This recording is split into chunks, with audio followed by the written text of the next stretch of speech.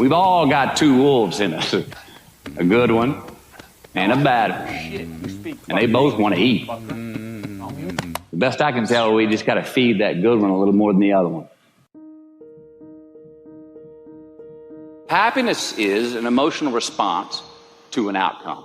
If I win, I will be happy. If I don't, I won't. It's an if-then, cause and effect, quid pro quo standard that we cannot sustain because we immediately raise it every time we attain it. You see, happiness demands a certain outcome. It is result reliant. And I say if happiness is what you're after, then you're going to be let down frequently and you're going to be unhappy much of your time. Joy, though, joy is a different thing. It's something else. Joy is not a choice. It's not a response to some result. It's a constant. Joy is the feeling that we have from doing what we are fashioned to do, no matter the outcome. Now, personally, as an actor, I started enjoying my work and literally being more happy when I stopped trying to make the daily labor a means to a certain end. For example, I need this film to be a box office success. I need my performance to be acknowledged. I need the respect of my peers. All those are reasonable aspirations, but the truth is, as soon as the work, the daily making of the movie, the doing of the deed became the reward in itself for me, I got more box office, more accolades and respect than I ever had before. See, joy is always in process. It's under construction. It is in constant approach, alive and well in the doing of what we're fashioned to do and enjoying it. Now, the easiest way to dissect success is through gratitude. Giving thanks for that which we do have, for what is working. Appreciating the simple things we sometimes take for granted. We give thanks for these things, and that gratitude reciprocates, creating more to be thankful for. It's really simple, and it works. Now, I'm not saying be in denial of your failures. No. We can learn from them too, but only if we look at them constructively, as a means to reveal what we are good at, what we can get better at, what we do succeed at. All right, life's a verb. We try our best, we don't always do our best. And since we are the architects of our own lives, let's study the habits, the practices, the routines that we have that lead to and feed our success, our joy, our honest pain, our laughter, our earned tears. Let's dissect that and give thanks for those things. And when we do that, guess what happens? We get better at them. And we have more to dissect. It's a get rich quick on the internet, rich is 15 minutes of fame world that we live in, and we see it every day. But we all want to succeed, right? So the question that we got to ask ourselves is what success is to us, what success is to you. Is it more money? That's fine. I got nothing against money. Maybe it's a healthy family. Maybe it's a happy marriage. Maybe it's to help others, to be famous, to be spiritually sound, to leave the world a little bit better place than you found it. Continue to ask yourself that question. Now, your answer may change over time, and that's fine. But do yourself this favor. Whatever your answer is, don't choose anything that will jeopardize your soul. Prioritize who you are, who you want to be, and don't spend time with anything that antagonizes your character. Don't drink the Kool-Aid, man. It tastes sweet, but you will get cavities tomorrow, all right? Life is not a popularity contest. Be brave, take the hill, but first answer that question, what's my hill? Well, for me, it's a measurement of 5 things. We got fatherhood. We got being a good husband. We got my health. Mind, body, and spirit. We got career, and we got friendships. These are what's important to me in my life right now.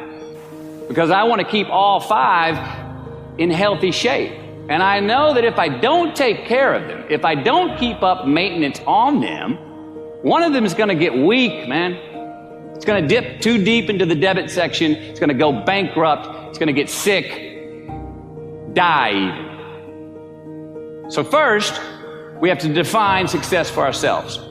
And then we have to put in the work to maintain it. Take that daily tally. Tend our garden. Keep the things that are important to us in good shape.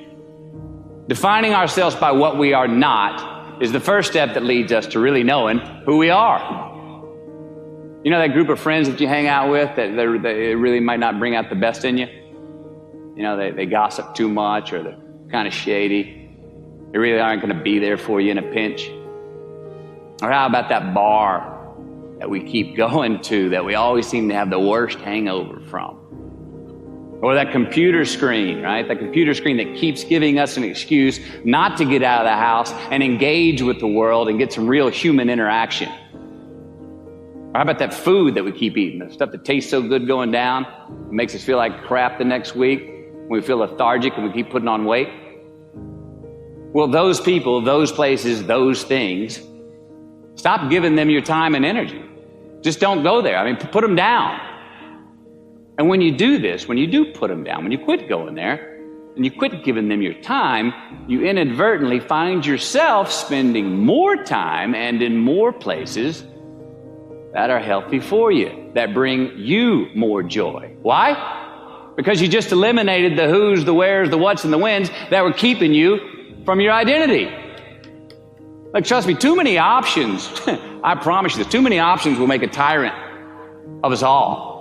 All right, so get rid of the excess, the wasted time. Decrease your options. If you do this, you will have accidentally, almost innocently, put in front of you what is important to you by process of elimination. Knowing who we are is hard. It's hard. So give yourself a break. Eliminate who you are not first, and you're going to find yourself where you need to be. Make voluntary obligations.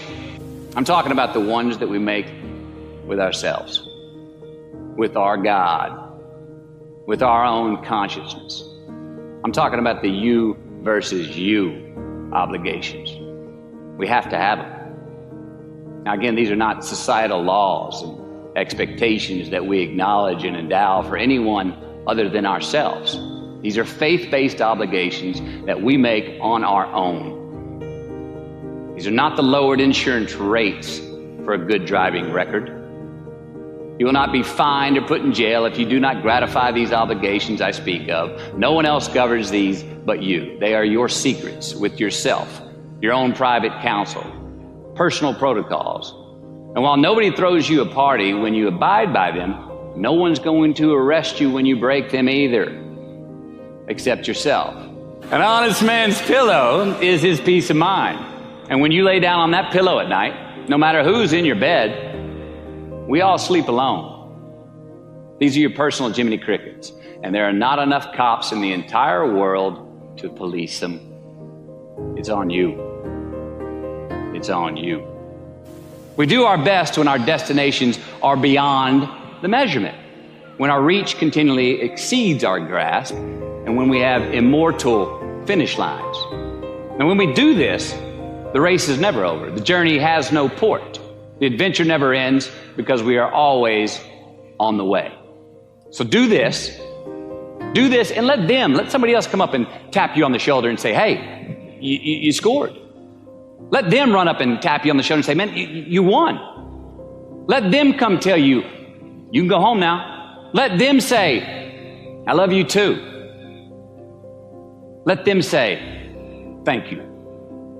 Take the lid off the man-made roofs that we put above ourselves and always play like an underdog.